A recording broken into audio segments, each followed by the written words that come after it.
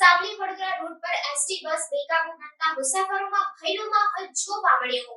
ST અમારી સલામત સવારીનું સૂત્ર એડી જાય તેવી ઘટના સામે આવી હતી. સાવલીથી વડોદરાના ભૂતળી ઝાપા તરફ જઈ રહેલી એસટી બસ ગોઠડા ગામ પાસે ચાલકથી બેકાબુ થતા બસના મહિલા કંડક્ટર અને મુસાફરોને અજુગતું અને અસલામતીના ભય સાથે બૂમાબૂમ કરતા ડ્રાઈવરે રોડ સાઈડમાં થોભાવતા હાશકારો મેળવી નીચે ઉતરી ગયા હતા અને દોડી આવેલા ગ્રામજનોએ ચાલકની હાલત શંકાસ્પદ નશામાં લાગતા ડાયલ 100 નંબર પર વર્ધી લખાવતા સાવલી પોલીસ દોડી આવી હતી ને વડોદરા ડિવિઝન પાણીગેટ ડેપોની GJ18Z9219 એસટી બસ અને ચાલક રણજીતસિંહ ઝાલા રહેવાસી હિંમતનગરના રાયગઢના સાવલી પોલીસ મથકે લાવી તપાસ હાથ ધરી હતી અને તે બસમાં મુસાફરી કરી રહેલા આશરે 20 થી 25 પેસેન્જરોને અન્ય એસટી બસમાં રવાના કરાયા હતા.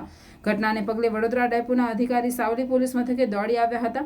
સદનસીબે ફરજ પર દરકારી કરનાર એસટી બસના ચાલકને પગલે મહિલા સહકર્મી કંડક્ટર અને પેસેન્જરનો જીવ જોખમમાં મુકાયો હતો.